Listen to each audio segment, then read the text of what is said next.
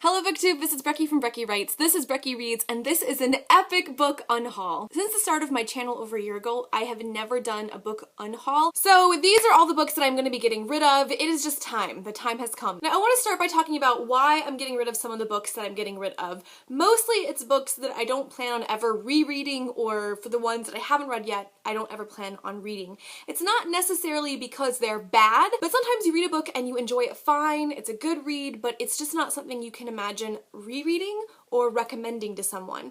And those are the two keys for me on what I keep on my shelves. I love buying books. I love finding new books, but when I keep something on my shelves, when I pack a book up to move, and I very likely am going to have to move into a new place this summer, I want it to be something I'm psyched about taking with me. I don't want to move things that I'm sort of ho-hum about. So all of these are books that I either am very meh about if I've read them, or I actively dislike. All right, the first book on the pile is Salt and Storm by Kendall Culper, and I read this last year. I don't think I did a review of this, but I liked this just fine. This takes place in an island off of Massachusetts, and it's about a young woman who is the witch of the island, and she wants to inherit all of her witch powers, and her mother is thwarting her, and there's a little bit of a romance. It's got some really great gothic elements where the sea and the storms and the sort of weather around the island is almost like a character, and there is a lot of things of this I really enjoyed, but I just don't ever think I'm gonna reread this, so it needs to go find a new home. The next is Into the Dim. This is by Janet B. Taylor. You guys, I did not like this. I will link my spoiler-free review down below. The longer I thought about this, the more terrible I felt about it. This is just a kind of book that had a lot of potential and didn't quite get there. This is a time-traveling novel in which the main character goes back until the 12th century England, and there are some good elements to it, but this is just really shoddily written. But the more you read, the more you realize that, like, there are so many really good books, and this is not a really good book, and I don't need to keep it on my shelves. Alright, then this is a book that I ordered and I've never read, and I just can't see myself reading. It's called Far, Far Away by Tom McNeill. This was like a $1 or $2 find on Book Outlet. Book Outlet is dangerous because books are so cheap, you tend to just add a few things to your cart to check out, and then you have books on your shelves you don't really want to read, like you're not super psyched about, and so why not just wait and check them out from your library or get them as an ebook instead of have them on your shelves? Be warned, Book Outlet is a dangerous, dangerous thing. Something about fairy tales, something, I don't know. I don't feel like I'm gonna ever read this. Like, this cover does not make me want to read it. Then we have the first nonfiction of this haul, and that is The Witches by Stacy Schiff. I bought this. I was so excited. This was one of the few pre-orders I did last year, and I was really, really psyched about it because Stacy Schiff has won a Pulitzer Prize for her biography of Cleopatra, so I was like, oh, this should be great. I really, really, really like nonfiction. I ended up reading half of this as an audiobook in order to just finish. This book is so dense, and it starts out pretty strong, I have to say. There's a novel-like quality to the first couple chapters, but it becomes a slog through this book. It just isn't fun, and I read a lot of nonfiction. Those of you who've been with me for a while know I read a lot of nonfiction. I enjoy nonfiction, and this is just, it's dense. I don't see myself ever rereading this, and if I did, it would be as research for a story, and I could check it out from my library. So I'm not convinced I need to have this, and so I'm going to let it go. Alright, the next three books all come from one series. You guys should not find this surprising at all. I am getting rid of all of the Falling Kingdoms books. Falling Kingdoms, Rebel Spring, Gathering Darkness. I got through the first 100 pages of this one, thought it was terrible, the writing is horrible, and watching people who are into this series on BookTube, I guess the 5th book of 6 is out right now, and everyone's just like, this needs to be over. Nothing's happening. The series was supposed to be 4 books, and they spread them out to either 6 or 7, and that is never a good sign, in my opinion. That is a lot of laziness on the author's part. These are going. I'm saying goodbye. These two have never been read. Like, I've never even, like, opened these. So these are in mint condition, but I'm getting rid of them because the time is ripe to say goodbye. Speaking of books I didn't like that I need to say goodbye to, yes, The Last Werewolf by Glenn Duncan needs to go. I will link my review of this because I hated it. This book is full of pretentious nonsense and I hated it. And if I could legally light this on fire and like watch it burn, I would do that. And I don't like defacing books, but like this book right here, This is probably my least favorite physical book that I read all of last year. Like, if I could shoot daggers out of my eyes at The Last Werewolf, I probably would. For my mental health, for my emotional health, it just needs to be gone. And now we enter the realm of things that are controversial that I'm getting rid of. I am getting rid of all, yes, all of the Mortal Instruments. Here we go. I have all 6 of the Mortal Instruments books. You can see them all. I got these as one of my very first shipments from Book Outlet, and I read the first 3 at the beginning of last year, actually last January, and I really enjoyed the first 3. I started the 4th one, and you guys, I was so over the angst. The Mortal Instruments is written as 2 interlocking trilogies, so there's actually a completed plot arc at the end of book 3, and then she starts a second plot arc in book 4.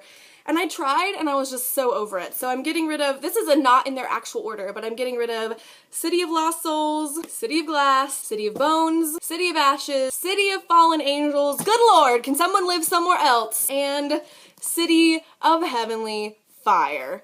Goodbye, Cassandra Clare and her teenage angst. Now I want to pause here and say, look, if you love these, fabulous. Please continue to love them. I think I'm just the wrong age. I'm gonna be 31 in like 3 days, so having that much teenage angst in my life is just, it's overkill. I think she's over dramatic. She's super, super into the melodrama, and it gets in the way of like actual plot stuff, and it stunts character growth. And with the 4th book being so angsty and like the main love characters being thwarted again as the like major plot device for other things that happens, I was really over it. So I just figured I needed the bookshelf space. If I read them, I'll probably listen to them on audiobook. I needed the bookshelf space. Someone else can love these. Goodbye, Cassandra Clare. I'm moving on to other things. Okay, here are some other random paperbacks. Vampire Academy Volume 1. I thought this was fine. It was like a 3-star read for me. It's one of the very first books that I reviewed on my channel, and I got it at my Friends of a Library book sale for like 50 cents, so it was like no harm, no foul. I read it, it was fine. It just wasn't impressive. It was just sort of eh. Then we have The Good Luck Girls of Shipwreck Lane. Again, this was like an eh book. It like wasn't bad, but it wasn't exceptional either. I think this was a 3-star review. It's cute, it's whatever. Finally, I'm getting rid of Finding Fraser. I did not read this. My aunt sent this to me. This is definitely a riff on the Outlander books. I liked Outlander. I didn't really read any of the other books in the series. I don't need to read this. There's too many other good books I want to read. I'm also getting rid of Boy Snowbird by Helen Oyeyemi because this is one of my most disappointing reads last year. I talked extensively about why I didn't love this. I'm gonna link down below my least favorite books of the year. A couple of these different books are mentioned in that video, but this is just one of those books that I had really, really high expectations for. Book Riot loved this, and I just didn't. I thought the writing was beautiful, but I thought that a lot of the themes were not explored well. This book just felt messy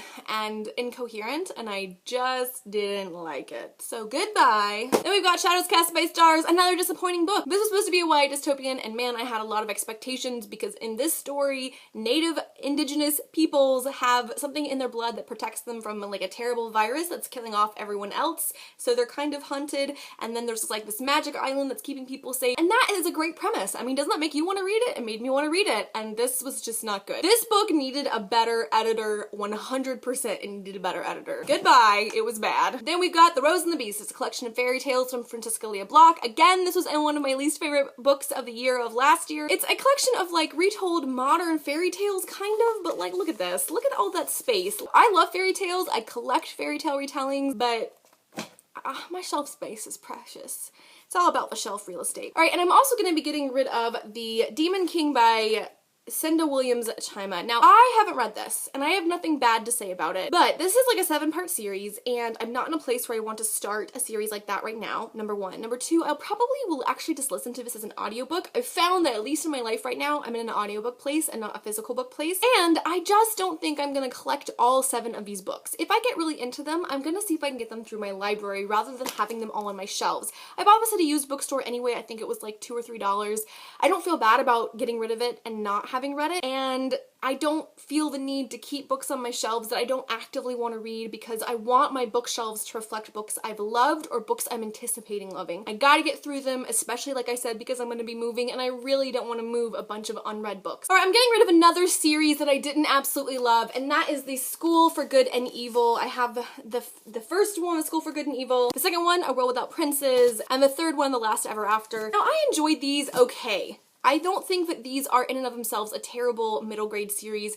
I just don't think I'm gonna reread them. I liked a lot of what was in here, but I was really frustrated with a lot of what I thought was like attempts to be feminism that just really missed the mark, especially in the second book, those of you who have read this series. The second book is all talking about gender, and it's supposed to be really gender empowering, and it fails really badly. It actually reinforces gender norms. I didn't like these. These hit me the wrong way, so they don't need to take up any more real estate on my bookshelves. Okay, the last unread book that I'm getting rid of is Dream a Little Dream by Kirsten Gear. This sounded interesting at first. This is a girl who has dreams of a boy and then one day he shows up in her class and like what's going on with that. I have heard really negative reviews of some of her other books. She wrote a whole series of books that were like named after precious jewels, like ruby something, sapphire something, emerald something, and a lot of people critiqued those quite heavily.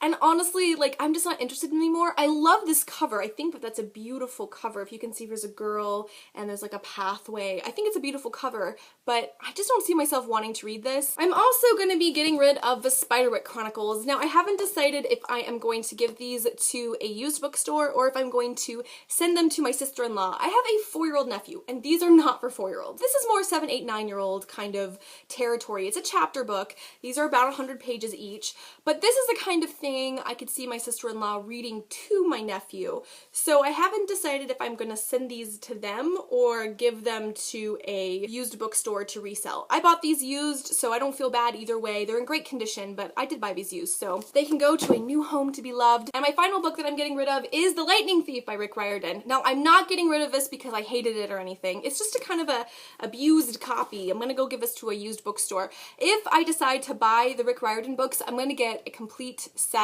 and I'm gonna have them all matching and I'm gonna have them in good condition. I actually really enjoyed this series, and it's the kind of middle grade series I can imagine revisiting, and if I ever have kids, having this series on hand for them, because I did think this was a really fun story. I don't need just this one on my shelves. I am happy to let this go, let it go, so that I can put a new book in its place. Okay, y'all, those are 28 books that I'm unhauling. I did a haul of 20 books. I'm unhauling 28 books, so that's a good ratio. I'm getting rid of more than I'm bringing in, which is solid because, again, I have one bookshelf, so I'm grateful to be making more space. Comment down below and let me know some of the books that you are unhauling. Are there a couple of books that you are ready to get rid of? Are there books that you are kind of really mulling over letting go? I know I need to do a second sweep of my shelves and get rid of books. I have some classics that I need to really seriously think about whether or not I want to keep, especially if I have to pack them up and move them. But for now, for the new year spring cleaning first push of a book haul, those 28 are 28 I'm happy and free. I feel no guilt about getting rid of them. I hope you guys are all doing well, and I will talk to you very soon. Bye!